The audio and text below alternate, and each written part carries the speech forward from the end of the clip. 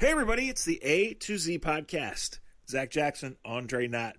A to Z podcast.com, facebook.com/A to Z podcast, at Akron Jackson, at Dre Knott on most of your favorite social media platforms.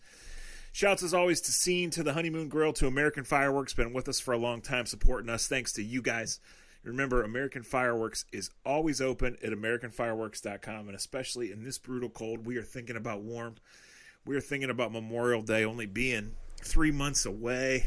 We're holding out hope. Dre, the Super Bowl is over, so I don't really got nothing to talk about. Thanks for listening, everybody. Talk to you next time.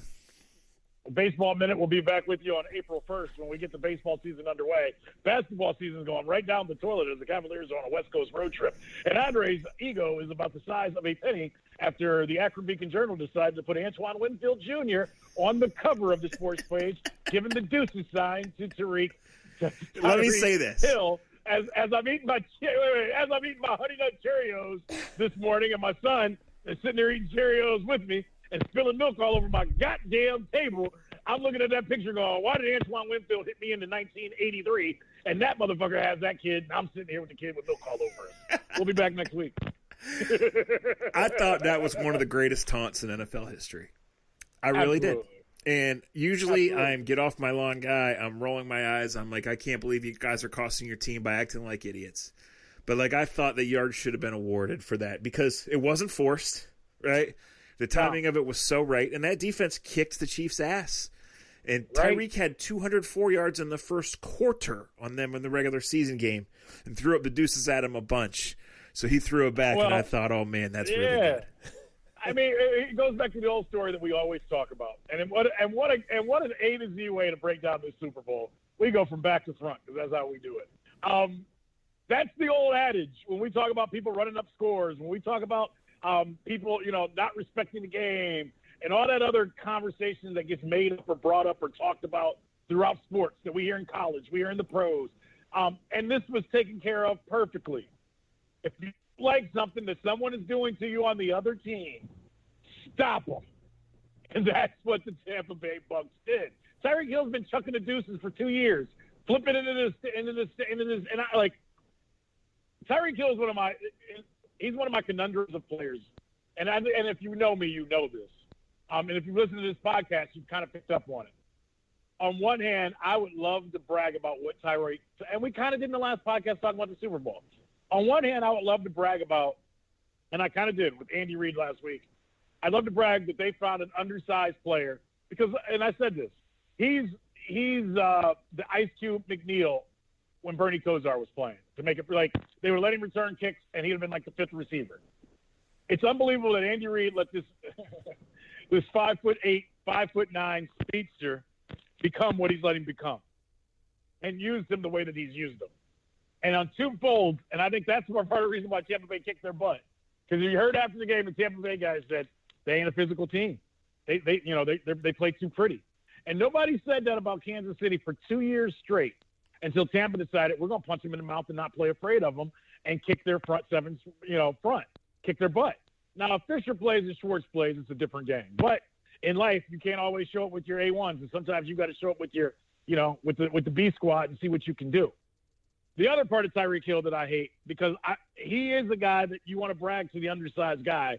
You can be the focal point of an offense and be the undersized guy. It can happen. They're doing it. But I hate everything that he stands for and everything he is, and it kind of makes me not like the Kansas City organization. Yes, the people deserve second chances, sure. But when you've been accused, and probably rightfully so accused, of hitting your pregnant girlfriend and accused of possibly breaking a child's arm, he's got some fucking issues that, and you guys know I'm not rally outside the stadium guy before a game, but I find issue, and maybe it's because I'm getting older, maybe it's because I'm a father, maybe because I have a daughter, but I can admit I have issues watching Tyreek Hill play football. And Zach, I can tell you 15, 20 years ago, I would have never thought I would have said what I'm saying. But I can tell you in 2021, I feel icky sometimes watching him play football because I can't stand the stuff I know about him outside of the field. And that's fair. You're not alone in that. I go back to this. When the NFL says they can play, when the organizations say we're committed, and they follow those rules, you know, you're allowed to feel icky. They've done what they can do, you know. Those years I sat in the draft room, Dre, those were the most fascinating things. I mean, I sat and watched them applaud that certain teams took certain guys because they didn't want to be faced with that decision, right? Wow. I sat in the meeting 3 days before and watched them go through and applaud when it was like such and such player is not going to get to us and we're not going to be faced with this decision. Or do we want X guy even on the board, right? Right. The thing about Tyreek Hill is he's one of the most unique players that we've ever seen, right? The thing about Tyreek Hill is his situation was so bad at one time that the University of Akron did not let him in. Right. I mean, yeah, and you go down this road, right, and you're making light of it. And it's dangerous to even say, like, I do believe that him and the girlfriend have split and that he's avoided trouble, right? Hopefully the right people got through to him and said, this is your chance. You were on your last strike. You cannot do this anymore. You know, the Chiefs invested in this guy. They've invested in those other guys, and that's the business.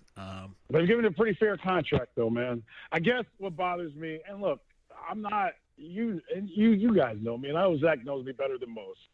I'm not character 101 guy. I don't have perfect character. All of us have skeletons in our closet.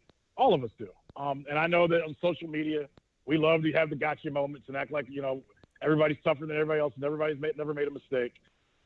There's just certain things as a parent. I always go back to, like we always do, we always go back to the Chris Rock thing. And remember when Chris Rock talked about Marion Barry? DC's mayor's doing crack, got his job back. Couldn't get your shit job back working at Arby's if you did that shit. Yeah, it kills me. Like working at Dairy Queen, Tyreek Hill don't get his job back for that shit if he's accused of what he's accused for. No, I get it. It's sports. It's exactly right, and it also comes down to this: like when you work at the Athletic, or you work at Sports Time, or you work at Westlake Schools, like what goes on at Dairy Queen and Mogador really ain't your business. Right? That's for them to decide. True that. True that. Yeah. No, listen. Here's the truth, and I worked in the NFL, and the rest of my career has been built around covering the NFL. You're allowed to feel as icky as you want. You are. Yeah. Yeah. You're also allowed to buy tickets and buy the jerseys and plan your week around the Super Bowl. I mean, I have had this weird week, Dre, because usually this post-Super Bowl thing is like this huge hangover, right? Because the season builds to it, and then you have a big party and all that. Right. On the other hand, we were quarantined for 2 days before the Super Bowl. Watched the game, but like to me, early in the third quarter, the result was not in doubt. I think you said it well. It came out, they kicked their butts defensively. The Chiefs obviously picked a bad night to have a bad night, but the Bucs had a whole lot to do with that. The way they forced them into things and took away things. The thing involving Andy Reid's son hung over everything. It's disgusting. It makes you want to throw up.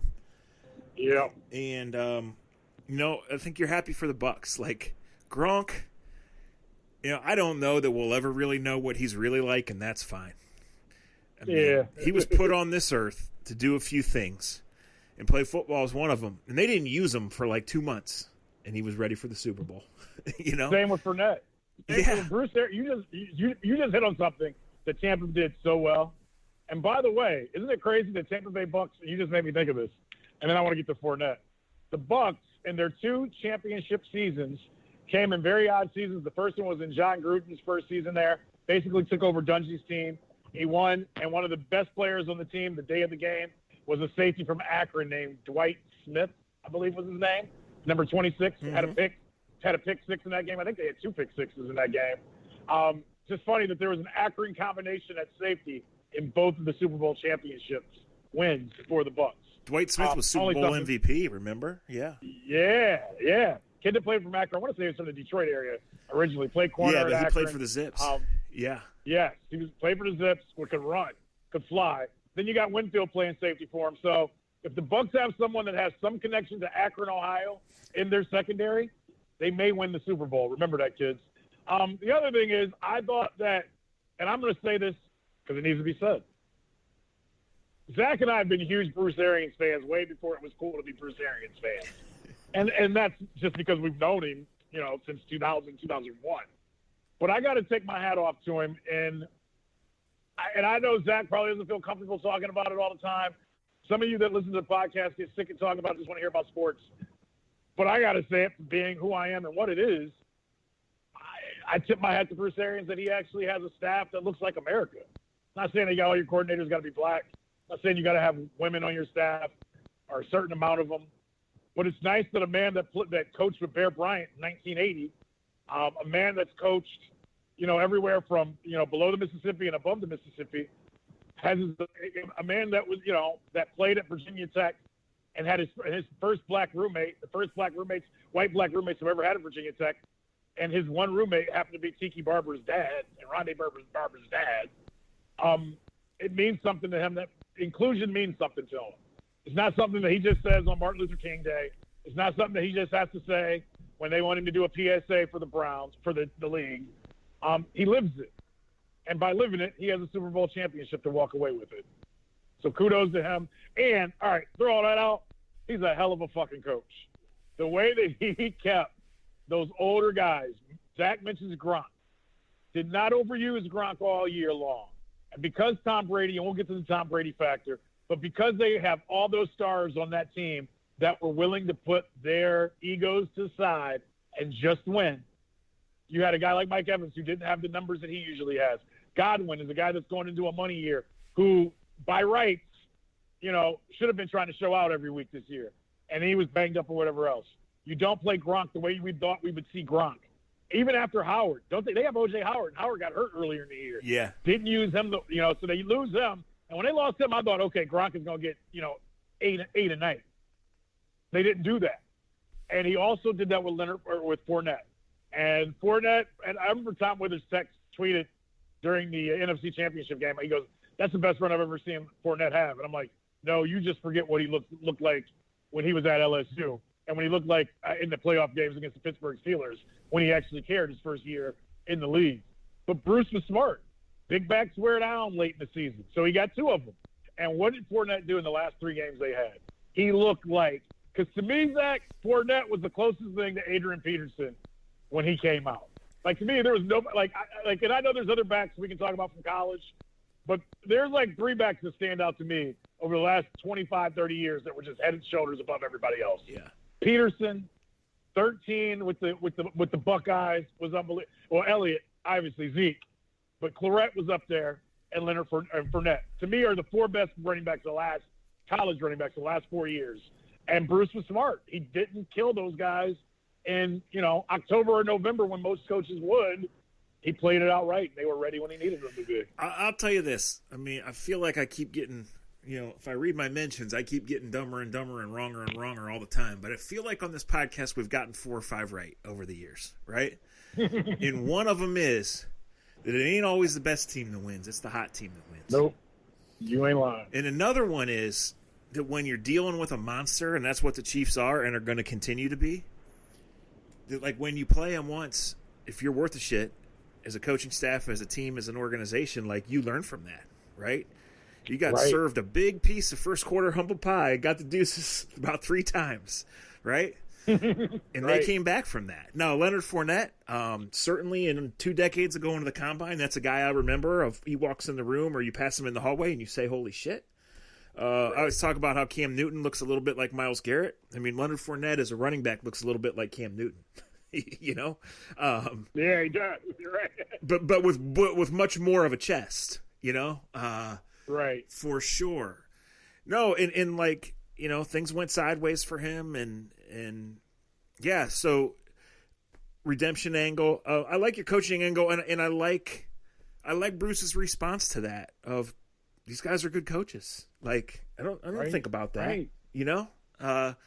Byron Leftwich, always been a favorite of mine, from being a MAC quarterback and the famous play in the Rubber Bowl to just... Yeah, carrying the Rubber Bowls. Yeah.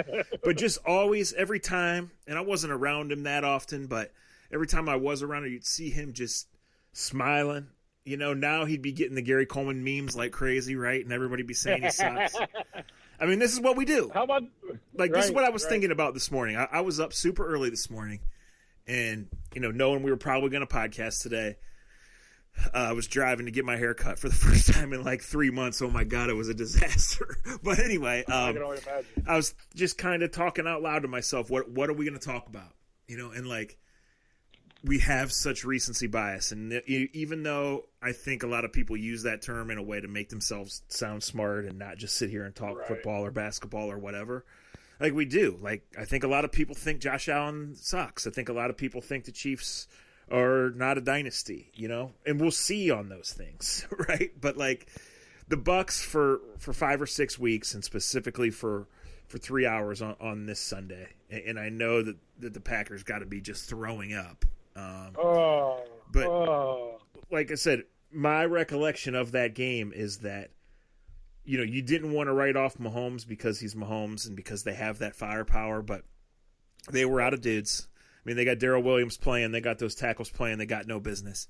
And the Bucks just taking it to them, just staying on the gas, right? They didn't score a touchdown in the Super Bowl, Dre, that offense. So amazing. Hats off to How important them. are your tackles? But how important are your tackles? Here's a thing, too, to keep in mind as we spin this forward. Yes, offensive line is very important. Week 1 through week 20, no doubt. Yep. But, like, they have collected and drafted and traded for good players. And, Levante David, I didn't realize he was 31. He's been around a long time. He's been a good player for a long time. But about 3 years ago, and this is an organization that's struggled since that aforementioned Super Bowl by you, they took an off-ball linebacker at number 5 because they really believed he was a good player. Right. I watched every snap of the 4 playoff games. I can tell you they don't win the Super Bowl without Levante David and without Devin White. So they needed both of them. You're right. Things are going a certain way, and great ideas get copied, and everybody has it different. I mean, I'll say this: the reason I think the Browns really are in that mix is they have that run game that's just different that nobody else has and that you don't see otherwise, right? But you can't be afraid to be different, and you can't just live by that list or that sheet or whatever it is, because you got to have a lot of good players, and it comes to a point that it doesn't matter what position they play. You need them to deliver, and those two cats did. Well, look at the Tampa secondary. When you talk about just having very good players and not getting caught up in the name tags, or like you said, they take the one linebacker for 5th overall, and people are like, "Well, what are you doing?" They also took the tackle from Iowa that I thought the Browns were going to take, Tristan Wirfs, and that kid only gave up 1 sack all year long, Zach. Yeah. If you got Tom Brady, and I remember I had a fight years ago. Peyton Manning was going to Super Bowls. I had a fight with Bob France, and I was just being an asshole just because I knew I could prove he was wrong and make him look stupid, and that was more fun because he loved Peyton Manning, and I was just like, their most important players are left tackle, because if the left tackle can't block for him, Peyton Manning can't throw. And that. Let me cut you off real quick. Bad. I've always liked Bob, but looking stupid's never been something that's too hard for him. So go ahead. Yeah, you admitted to liking him. I won't. No, we had some fun at those round tables. You were so drunk you don't remember them, but we had some fun. Touche. Okay, carry on. Those round tables. Yeah, that's fair. That's the best part of doing those round tables. That tells you how old we are. There was a couple times I would look at it and say, I cannot believe Andre's on the radio right now, because Andre has no idea that he's on the radio right now. I talked more quiet when we were on the air than off the air. But hey, the way radio works sometimes, that was the best payment I got that year, probably. Yes. Hey, come talk for 5 hours. You can drink all you want. Say no more. Here I come. And I drank all I could, too. Their secondary, Zach. We talk about Winfield. Obviously, Winfield's a big name to our podcast because of his daddy. But they're all like 24, 25 or younger. They've all been drafted in the last 2 years, the last 3 years. All young, all trying to kind of make a name for themselves. Their GM deserves a lot of credit. It is easy to get caught up in the Tom Brady part of things, as you should. I mean, hell, he is the GOAT. Whatever conversation you want to have with that.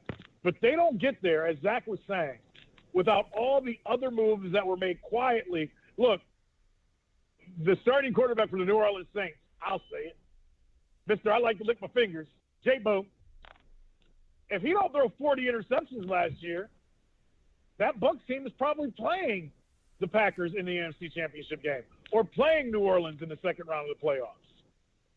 They've got talent, is my point.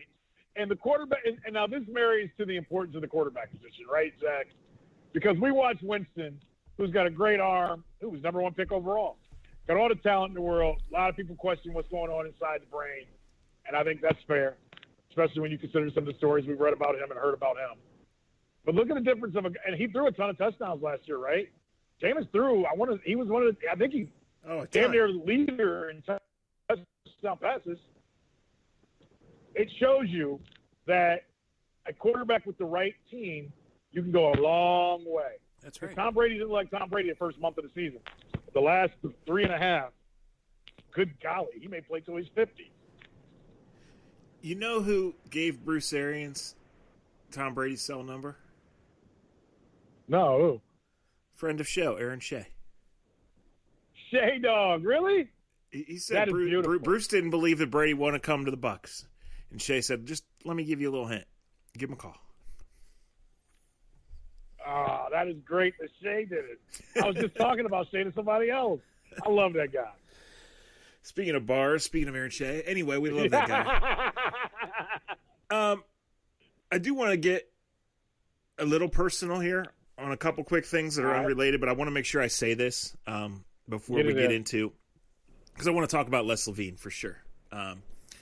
So Sunday morning, Super Bowl morning, we had to be up early, but I was up super early and, got up despite my dad's best advice that if you get the goddamn dog, you got to take care of the goddamn dog all the goddamn time.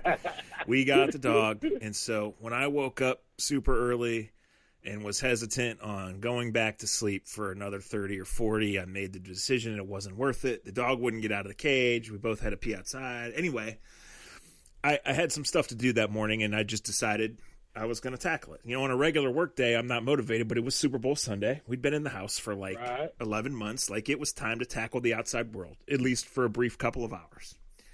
Right. So I take off, and part of my plan was, because there's been times I've been driving and I've realized I've had no gas, but part of my plan was I'm going to stop, I'm going to get some gas, I'm going to get some caffeine. Well, it was so early, Dre, and I pull into this big gas station, and I think I'm the only car there. There might be one other. And I go in, and I don't have my mask on. And, I'm tired of it. I hate it. Right, but I play by the rules, right? I because I've gone in places and people haven't, and I think, come on, dude, you're not that important, right? But it's 7 or pre-7 a.m., and I have frozen brain. I have frozen claw brain, in fact. Right. And you ain't been out. And I haven't been out. Right. So list of excuses, whatever. So I grab what I grab, and I go up, and I say, hey, here you go. Good morning. How are you? Blah, blah, blah. And I say the rest of the 20 or whatever it was on pump 7. He says, okay, cool. He looks at me and he says, hey, your brother is the one who has the podcast. And I say, excuse me? And he goes, well, I don't mean to be nosy, but you're the only person in the whole world I've ever seen wearing a Pitt Greensburg basketball sweatshirt. He goes, so I figure you must be Brody Jackson. I said, no, I'm Zach. I have the podcast. And so shout out to Dan for listening. And I just wanted to fully apologize to him and to the other 2 people that were in the store and say I'm not that dickhead. I was in that moment. But thank you for listening. And next time I promise I'm going to bring you an A to Z t-shirt. That is great. It is great, isn't it? Put a mask on the t-shirt when you give it to it. Yes. I'll sanitize the shit out of it, Dan. I promise. There you go. That is great. But so it's been kind of a crazy week in our business. We've lost several people too young, and the one personally, I think everybody who's ever watched ESPN knew Pedro Gomez, and I'll let you. I don't know if you knew him. I didn't. Yeah, I got a story so I can tell. Yeah. But we knew Les Levine, and everybody in Cleveland knew Les Levine, and Les is one of those people that to the Cleveland community, to the Cleveland media community, and then the way I understand it now from talking with Raj and with Andy Baskin, just the whole East Side, the tight knit. Right. This. of the whole deal. But a couple things. As far as personally with Les, I never worked directly with him, but that made me respect him even more in that we had somewhat of a good relationship because it was organic. It wasn't forced. Right, and it was him right, just right. being a nice man, coming up, telling you he enjoyed listening to you. He enjoyed having you Yep. on. He enjoyed reading your article. Just always Yep. smiling and friendly. And frankly, not just in our business. I'm not going to get into calling people out or myself, but in the world, we need more. There's a lot of assholes in our business. Yeah, Continue. there's a lot of assholes in the world, too. You're listening to two True of that. them, and we appreciate it. True that. So, but the morning after he passed, and I think, was that the night, Dre? Did you find out late at night and we were texting at, like at midnight? I text you like midnight. That he Yeah. passed. So Yeah. the next morning, I made sure to listen to Ken and Raj. Raj and Les were very close. Right. Les did a lot of work on that station, and I thought they did a wonderful job for one. But I listened for probably 30 or 40 minutes. I forget, but anyway, a guy called in, and I wish I had his name, honestly. But he said, because I think we forget this, and this is why I wanted to bring this up, not just because football's over. But he said something to the effect of, for 30 years, I've been driving a truck between 8 and 12 hours a day, right? And he said, so, like, you guys, as bizarre as you are, you're kind of my family because you're who I talk to. Like, Right. I make 4 stops a day, and especially now we don't talk to anybody. Right. He said, so yes, I talk to my family and my neighbors and my coworkers about the Browns and about the Indians and about whatever. It's like, but our conversations are driven off what you guys say, and I don't think he was as old as Les, but he was an older guy. He made that clear. And I just thought, how cool, what a great way to throw a compliment, but maybe something we all, need to remember. And like, we do take it seriously because we're serious about our sports. There are more important things in life, and I'm always the first one to say, if you have to say that, you're screwed to start with. But like to whoever that caller was, I just want to say thank you for the little kick in the butt, and to Les for all the kind words and stuff over the years. I just want to say, thank you to you, and it's a tremendous loss to those who were really close to him. I'm not one of them, but from everything I know, what a really, really good guy.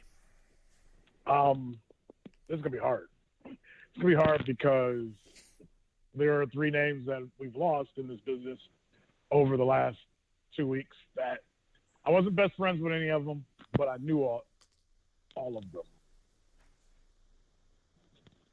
And because of that, it's hard for me. Sekou Smith is the other one who passed away, worked for NBA.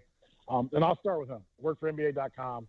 Formerly worked for the Atlanta Journal, Constitutional. He interned at the Cleveland Plain Dealer with Jamel Hill way back when. He's older than me. But it starts off when I used to do Sabo's job and play the music and sit behind Joe Tate. I'll never forget because he covered the Indiana Pacers at one time. He was the Pacers beat writer.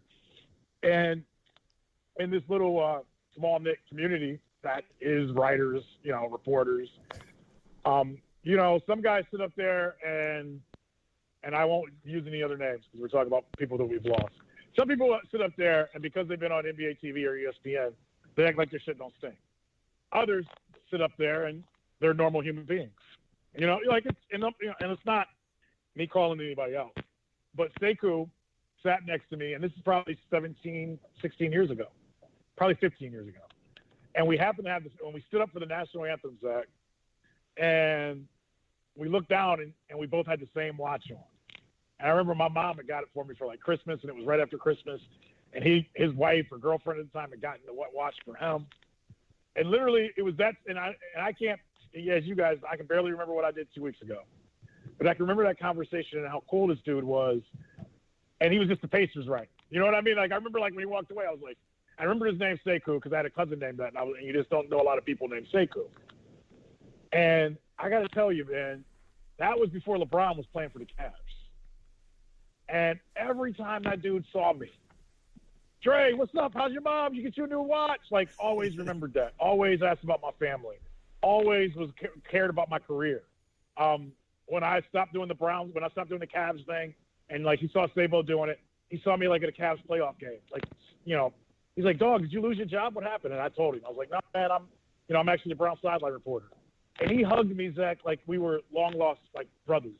He's like, man, I'm so happy for you. I'm so proud for you. To the point of he would listen to Browns games and, like, shoot me messages like, hey, man, I just heard you, blah, blah, blah. Like, I'm proud of you. To me not having that job, to me having the Indians job. Like, Sekou Smith, who he ended up being on NBA TV and working for NBA.com for the last 10 years, 11 years, did not have to be the person he was to me. But that was just the person he was. He was just a really good guy. And he passed away 2 weeks ago from the coronavirus. That's at 48 years old with 3 kids. One of the nicest people I've ever dealt with. Pedro Gomez, same thing. I know the running joke amongst a lot of us, a lot of people was like, oh, that's the Barry Bonds guy. I remember him because I'll be honest with you guys, and this is like me completely tearing a bandage off. I still, and I can admit this, there's still people I see, like Peter Gammons, the $20 bill, where I'm like still kind of in awe a little bit, like, because it's like, oh shit, like that's one of the reasons why I like doing this job. You know what I mean? Like, I'm like, I watched him growing up. That guy knows everything. He knows everything.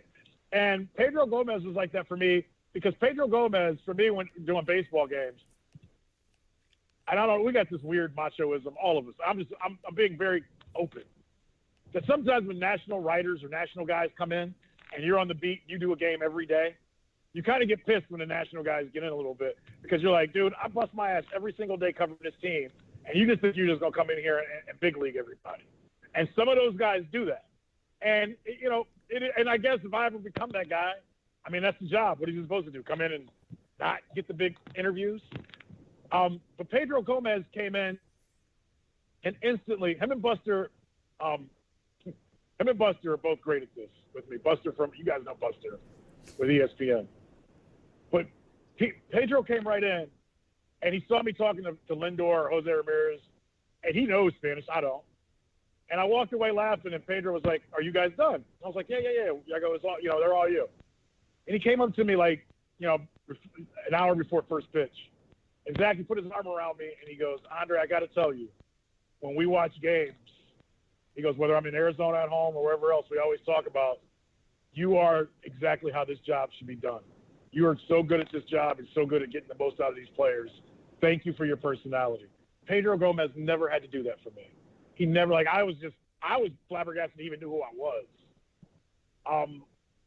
And then the less. And Pedro was always like that. Pedro treated me like that if it was an August game or if it was a World Series game. When he saw me, he stopped. Andre, how are you? Andre, you got anything good that I need to know or I should be looking for? To me, that in our business, Zach, that's the biggest sign of respect when a national guy like that comes over and basically tips his hat and is like, am I missing a story? You know what I mean? Am I missing something? You got something? Not, hey, can I steal a story from you? It's a respectful thing of, hey, man, do I got everything? Because I know you got everything covered. To me, that's better than getting a check sometimes. A guy like that would say that. And a guy like Buster says that. Buster goes out of his way during spring training to tell Terry Francona, Andre's the best in the game. Everybody at ESPN knows it. He's the best sideline guy in the game. And when you guys screw it up, they're going to take you. And Tito goes, don't tell him that. His head is too big already. And it's funny. And it's true. It is true. But it's true. The funniest shit's always the true shit. Yeah. And that's why Tito did it. He goes, don't let his ass get feel too good about himself. But those moments mean the most, and that leads me back to Les because I didn't have a buddy-buddy relationship with Les. But I grew up, like everyone that listens to this podcast, I grew up knowing who he was. I grew up knowing, how he did things and how he went about things. And I got to know him when I was early in my career, but I was too nerve-wracked to, like, throw it out there that there were things about him I wanted to learn from him. But as Zach said, the same thing kind of happened with me as I went along in my career. One of the nicest things, and Terry Pluto helped make this happen, he got me on the show one time, probably back in, like, 07, 08. And rather than just put me right on the show, Les just went right in talking to me off the air of how proud he was of the growth that I had made. And if I ever needed anything, to please let him know. And ask me what the rest of my aspirations were. everybody in this business and everybody in this world doesn't do those type of things. And I appreciate it. It was small things like that I always tell my wife, they mean more than a check. And Les Levine was a guy that did that. Yeah. I didn't listen to every show that he had. I love that the one memory that we all have of him is that you knew if the Browns coach messed up on a – I don't know if you remember this, Zach. I'm sure you'll remember when I bring it up. Oh, yeah, absolutely. I remember. You know what I mean. If Butch Davis messed up the time or didn't use a timeout, if Romeo Crennel didn't use a timeout, if Chud didn't use a timeout right or screwed up the clock before halftime, there was a 100% guarantee that Les Levine was going to be at that Monday morning post-game, post-conference, and he was going to raise his hand and make sure he asked the coach what the hell they were doing with their timeouts. And I remember it would almost annoy me at times when I was covering the team. But I got to tell you, Zach, and we're not that old, but I'm getting to that point. I respect, and those type of moments mean so much more to me now than they did then. But I knew Les was going to be on your ass if you didn't use a timeout or you had bad clock management. So my heart goes out to his family. My heart goes out to all the fans that listen to him and what he's made Cleveland media. Because to be completely 100% God-honest truth, the A to Z podcast means very little without people like Les Levine. This city, this town, this region has a very strong, connection with radio and television personalities, from Pete Franklin's to you don't got to like them all, to the Trevisanos, to the Jim Donovans, the Casey Colemans. You can say all these names, and these names are, these names mean things in people's households. And as Zach brought up about that phone call that he heard, it's so dead on.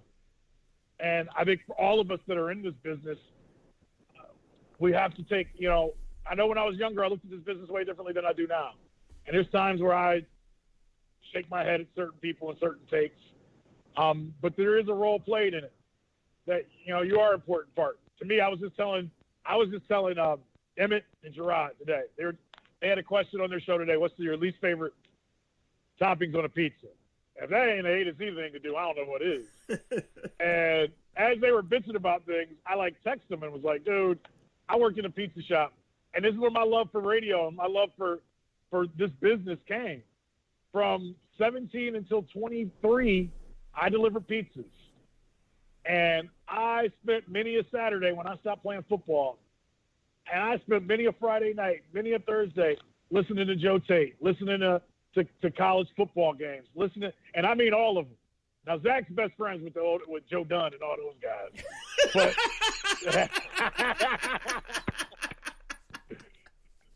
But A to Z is an A to Z, and Andre Knott's not Andre Knott. With all those days and all those hours spent in my car delivering pizza, keeping up with Tom Hamilton doing a baseball game, then flipping to the Kent State game. Let me tell you this.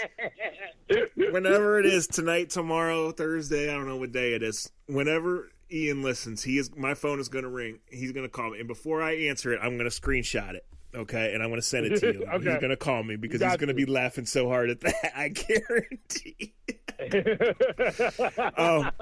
Les was very funny, very, very funny. It's hard to be, and a lot of times when you try to be, you're not. But exactly. Raj brought up one of his best lines, and Les said, "Well, I mean, more sports than Les Levine. That's a job I applied for, and I got it." I mean, I about drove off the road. But one time I did Les's TV show, right? And my grandfather called in. I mean, who was watching? I don't know. I mean, obviously, he did it forever. Obviously, somebody was watching. But he didn't get through, right? So the next day, my grandfather called back. And Les answered the phone. And they talked for who knows. I don't know. My mom told me this. My grandfather never told me this. But I just thought, imagine what that conversation must have been like, right? Oh. And secondly, Les died at 74 years old. I mean, he lived a very full life. My grandfather's 25 years older than Les. Wow. And they're just two old guys talking ball for 3 minutes or hell, probably 17 minutes for all I know. Right. Right. My grandpa's an equal opportunity offender. he's got a joke for everybody. So I'm sure he threw 3 or 4 that were super offensive, and Les probably threw some back. But I always think about that. Sure. I do. And then, just today, I didn't know Therese Paylor. He was a national NFL writer. He's 37 years old. He passed away. Yeah. Did he? Holy shit. Yeah. This is early Tuesday evening, guys, as we record. This is like from 5 o'clock on, because I probably got on Twitter 5:15, 5:30 when I finished my work today. So I don't know exactly Yahoo when. recently, right? What's that? He's been writing for Yahoo recently. For Yahoo, right? yeah. So Damn. I knew of him because I read and I follow. So even on top of that, just some other stuff that I've been dealing with, guys. Check on the ones you love. It's easier than ever with the text, but now that we're not really going anywhere, just call. If they don't answer, they don't answer. But check on your peoples.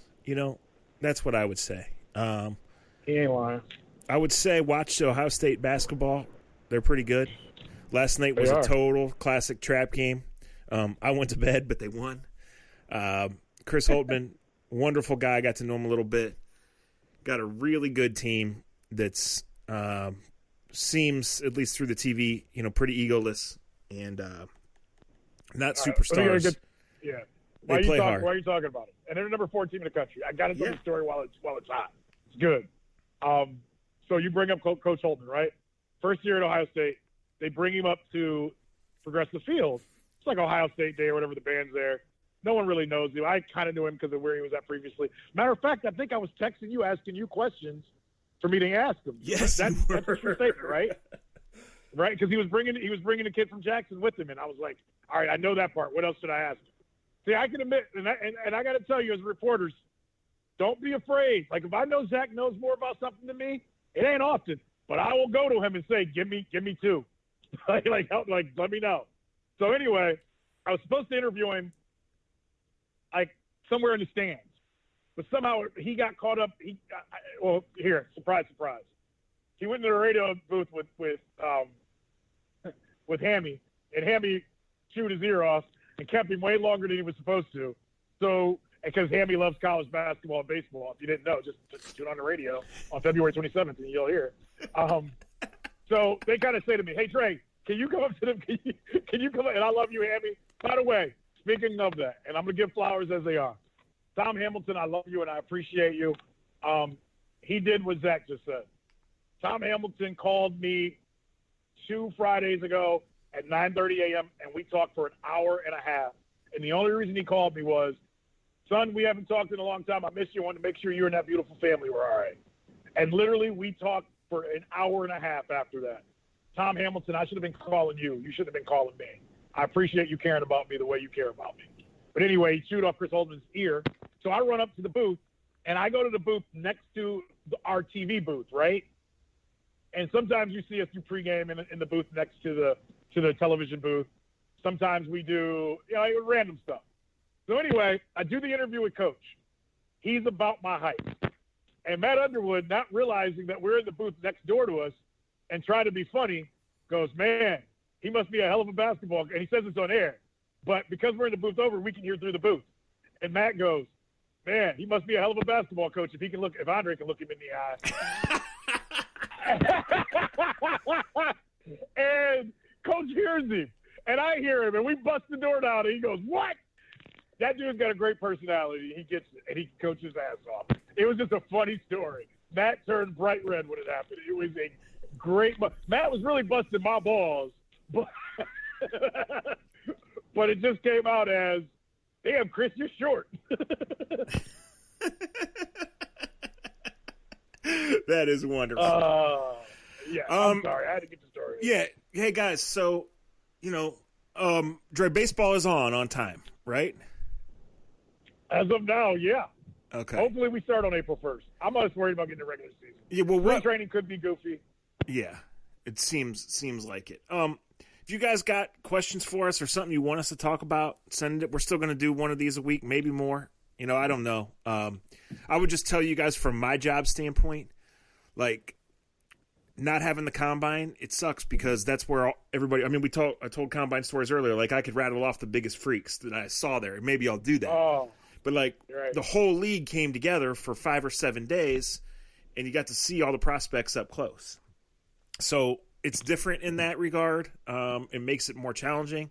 Like I have to go dig. I have to look up bios. I have to call scouts and find out who they like. I have to look, go watch some games. Just the oddest college year ever. So the NFL league year today is what, February 9th. So we're about 5 weeks out because the NFL league year starts on the 17th, which means tampering. And usually the illegal tampering takes place at the combine. So this is another interesting layer to it. Because if you talk in the hallway or if you talk at Starbucks or you talk at the bar, you can't be traced on anybody's phone. Right. Not that these agents can't afford burner phones and all that, but we started doing burner phone podcasts and we got real problems. But anyway, when we start doing burner podcasts, we're going to make a lot more money doing this. we about to get shot if we do that. 3 days before that is the league year. So, yeah, you're looking at about 4 or 5 weeks until free agency. Now, I don't know what's going to happen with Carson Wentz. It kind of feels to me like the Eagles started leaking some things and that we're trying to get some other offers, trying to get some offers up. I don't know. I mean, what do you do? What do you do there, Dre? This one's simple. Well, why did you fire the coach if you still got a problem with Carson Wentz? You shouldn't have ran the coach that you may put in weird situations. That seems like a backwards-ass organization. They got their ring. The only team that's going to trade for him, let's be honest, Indianapolis should, because they have a relationship with him and they think they can get him right. But the Bears are the ones, in my opinion, that are going to mess around and put their life on him, and then everybody will get fired next year. That's just my feel for it right now, Zach. The Colts, to me, are a great situation. It's a nice cockpit, Phil Savage line. It's a nice cockpit to walk into if you got the right quarterback. And because their coach had some success with them, I can see them being interested. I can also see the Colts going, we ain't giving you 2 first-round picks more. And that's where the Eagles really have to – they got to look in the mirror. You decided it's a little bit like the Rams. Nobody put a gun to your head to pay this kid over $100 million over the next 4 or 5 years. You did that. So now you gotta eat a little bit of it, and I said this, and I know everybody doesn't agree with me. I tip my hat to the Rams for admitting a mistake. That's hard for men to do. It's really hard to do for men that get paid a lot of money and live in houses like those guys live in. I am curious. Chicago's a bad situation, right? If I'm a Bears fan, I'm not happy if you bring in Wentz, but you wait and see. Yeah. So those are the two teams. Those are the two teams, in my opinion, Zach, that will play into this. And it seems like the Eagles are drumming it up, but they can drum it up all they want. I'll go off of Coach Silas. You can't make chicken soup off chicken shit. Like, he is what he is. Yeah, okay. First, I'll say this. When you said you did that, you sound like Mindy yelling at the dog after the dog eats the styrofoam from the Amazon boxes and then it's all over. She says, you did that. You did that. I bet it works just as well. No, I know what you're saying. And yeah, clearly everything went wrong there, right? And, I mean, we've seen Carson Wentz play well. Right. And for more than a month, for more than, one stretch of one season. So if he's right, he's worth a lot. That's what quarterbacks are worth. He's not, so you get him at a little bit of a discount. Now, I will say this. I agree with your general thoughts on who's calling. I would say there's more teams for this reason. At the right price, a team that would be willing to take a chance or just sell to their fan base, ownership, whomever, that they're taking a chance. You could do it for the right price. You get him, and if it doesn't work, you're bridging to the next guy anyway, right? But that is more that is more in you're giving late rounders and you're doing like the salary. Right. If they're really wanting a 1+, which is what a good quarterback, the starting price for a good quarterback, then I got big problems. And then if I'm Indy and I got a roster that's a playoff roster and I'm in the most winnable division in the league, I need a quarterback. So, yeah, I understand why Philly would be having an auction on that there, right? And, Indy, playing inside, like you mentioned, Frank Reich's coached him. You're going to a good organization with a good staff and good receivers. You're not hanging the guy out to dry. I mean, let's be honest. Trevor Lawrence is Trevor Lawrence, but next year, if you're trying to win games, You would rather have Carson Wentz than a kid than Justin Fields. Yeah. You know? Yeah, no doubt. Yeah. So, but you just said something about price. I agree with you for price, but it's double price here. It's not only I may have to give up draft cachet, but he's still got a contract, for 4 more years, $120, $130 million? Yeah, there's at least 2 more years of guarantees on it that are outrageous. Yes. Right. Yes. So that's where the price is difficult for me. So that's why I'm kind of like, I can only see 2 teams really, and money is relative in the NFL speaking. All right, last thought this guy, as we get out of here on NFL free agency. So in the next day or so, I don't know when because we had the Marty stuff, and we didn't even really talk about it. Well, let me do this. Time out. I'm going to ask you this something that may play right into it. Because I'm going to put my Browns hat on, my Browns fans hat on. How much money would you be willing to hear the Cleveland Browns be willing to pay for Shaq Barrett to come play opposite Myles Garrett? Well, a lot, but I can tell you he didn't even make my list because the Bucs aren't. For 2 reasons. The Bucs aren't going to let him go, and if they do, some other team is going to pay him through the roof, and the Browns aren't going to do that. So the Browns can't afford him, I'm trying to get you to say that. They can't. The Browns can't afford anybody, but the Browns have other things pending, right? Right. Yeah. So anyway, that's a good question. I mean, that's a hot name, right? I just don't see how the Bucs win the Super Bowl and let him walk. I think you find a way. I mean, teams that are cap pressed, they find a way. You keep who you want to keep in 70% of these. Yeah. So I don't know when mine will go. You're going to see them popping up if you follow The Athletic, and really it's what everybody's starting to do, especially because there is no combine.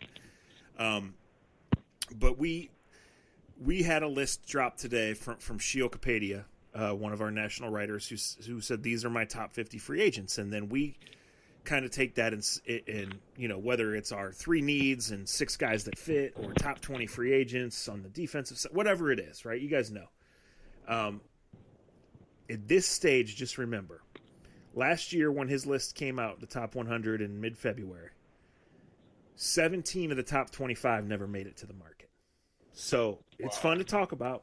It's fun to radio about. It's fun to tweet about. But 17 of the top 25 were retained by their current teams because the best players don't hit the market. That's just how it goes. For Jack Conklin to hit the market, the Titans had to decline his option the year before because he got hurt in a playoff game. And then they had to pay Tannehill and Henry at the same time, so they couldn't pay Jack Conklin. Like, that's how it went. Like, there's going to be some circumstance. This pass rusher from the Saints, Trey Hendrickson, who had 13.5 sacks, which is double than the amount he had in his entire career before this year. Like, right. That scares me, by the way. Yeah, no, and it should. But if they want to keep him, they'll keep him. They'll cut other guys and trade other guys, right? It's just they might have to let him go because they have obviously a good team and they're in a weird spot because they're losing their quarterback. And they have major cap issues. So they might be a team. This is where the Browns are sitting pretty. This is where Andrew Berry did a real good job. The Browns are sitting on an extra 3, an extra 4. We know the late round picks don't mean shit to the Browns because they're trying to win now. And they're sitting on a good amount of cap money, enough to do whatever they want, really. You start adding in 4 extensions, maybe not, right? And keeping Higgins and all that, but theoretically they can do whatever they want. But to some teams that need to shed space, some teams that need to keep a certain guy or a certain 2 guys, the Browns can trade a 4 and a 6 and get a proven player. And that's what the Browns are looking for. The Browns need to greatly upgrade their secondary and their defensive line, and they need to steady out the linebacking core, right? That's fair without going too deep. So you could get 1 big ticket free agent or even 2.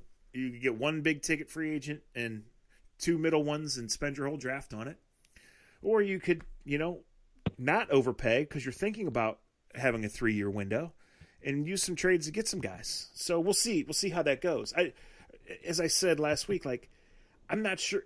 I know they need help and they'd love to have a young pass rusher and it'll probably work out. But for the 2021 Browns, I'm not sure what the 26th pick in the draft means to them. Well, I'm glad you said that because and I love what you're saying. And you got to be careful with the kid from New Orleans. Like I said, they just had big numbers out of nowhere. Not that doesn't mean that they can't legitimately continue doing that.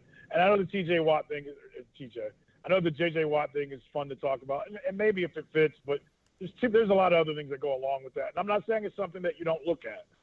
Stop with the Richard Sherman stuff. I love Richard Sherman. He can't run. And Kansas City, their eyes would light up if you set him out on one side. I want youth and I want speed, Zach. And I've heard, and I'm not attacking, I've heard some Browns fans say, see, look what the Tampa Bay linebackers can do. The Browns, Taki can do that. And it's like, nah, those two linebackers for the Bucs are special dudes. And it took, and Zach brought this up earlier without even knowing I was going to go back to it. The Bucs made a conscious effort to have athletic linebackers. I don't know the reason why, but that's just what they do, right?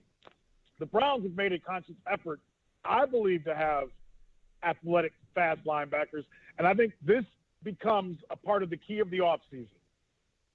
I think Taki's all right, but I think Jacob Phillips is he's the guy I put a star around right now. Not saying he's a star, Zach, but they got to find out, I feel, in the next 6.5, 7 months.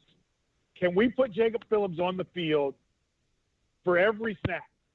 Can he bump Travis Kelce the way we watched David and those guys bump Travis Kelce? Kelce still had 100 yards, but they made life hell for him early on because of the rush that they were getting from their front four. And I'm not saying that's the only way you beat Kansas City, but it's the only way we've seen Kansas City beat in like 2 years. Mac Wilson, to me, is just Mac Wilson. That's why I would love to sit in a room and hear them talk about their linebacking core. Because, yes, I would draft a defensive end. I would draft, like they did with the tight end last year. If there's, like they did with Harrison, what's his last name? I can't think of his last name right now. The kid from that. I would Harrison Bryant. Harrison Bryant, yes. Bryant, yes. I would do a Harrison Bryant pick with the defensive end this year, meaning I would take value. If there's a run on him and you're at 26 or you're in the second round and maybe you take a defensive end that's got some talent there, that maybe you need to put some weight on. Maybe you need to, but you see a true pass rusher. But I would also sign one. And then that line, like I keep going back to it. I think in the way the league is now, even with Pittsburgh don't try to run it down your throat no more. Yes, against Baltimore they tried to. But I think you need Tampa Bay type linebackers that can stay on the field for 3 downs, that can turn their back and run, can run down your running backs when you want to run, quick spread type plays. That to me is the way things are going. And Jacob Phillips was drafted last year, Zach. You know better than I, because they thought he had the versatility to be a little bit like what we saw Sunday in the Super Bowl. Oh, he's a big, fast dude. There's no doubt about it. His rookie year was derailed for several reasons, but he's a big, fast dude. And he was only 21 this year. So, right. Yeah, no, let me clarify what I said and what you said there. When I say that I'm not sure what the 26th pick means to the Browns, I don't mean that they've arrived or they're so good they don't need it. I mean, it's not right. 8th pick, so there's not a guy that you're going to look at day one and say this is going to impact this team and in 2 years is for sure going to be a star.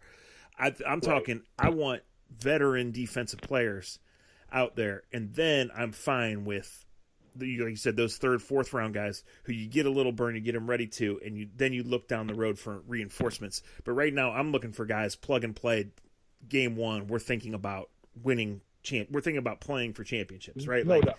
I'm not afraid to go get Ryan Kerrigan and play him 12 snaps a game during the regular season. So I got it, and let him teach my 2nd round pick, right? There you go. Like, I'm not afraid to go get a free safety, even though I'm intrigued by this whole Harrison-Delpit combo, because I want to get everybody lined up, and I want to know he's in the right place and can play anywhere.